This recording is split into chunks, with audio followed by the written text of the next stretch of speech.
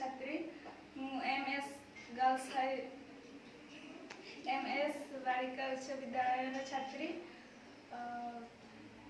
आज global warming बा विश्व तापन विषय जानिबा।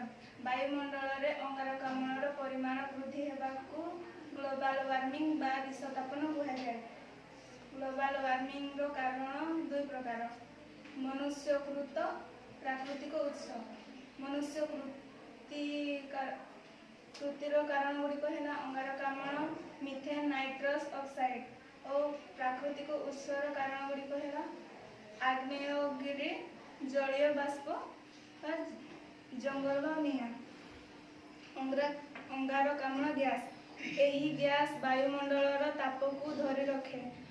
गछ माने एहाकू ग्रहण करी निजर खाद्य प्रस्तुत करिथांती ओ अम्लजान छाड़िथांती।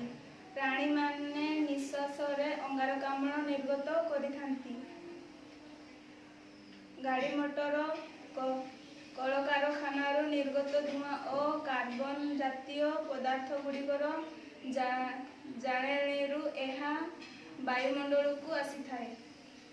मात्र दिनकू दिन जानवाहन और कलकारखाना संख्या वृद्धि जंगल क्षय हेबारू वायुमंडल रे अंगारकाम्ल परिमाण वृद्धि पाउछि।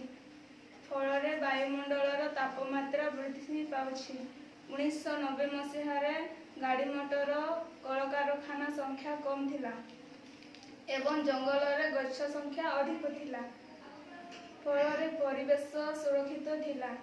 2002 मसीहा ठारू जंगल अंगारकाम्ल परिमाण वृद्धि पाइबारे लागिछि। दिनकू दिन एहार परिमाण आशातीत भावरे वृद्धि पाउछि। फल वायुमंडल रे थिबा ओजोन स्तर पतला होइगलानि।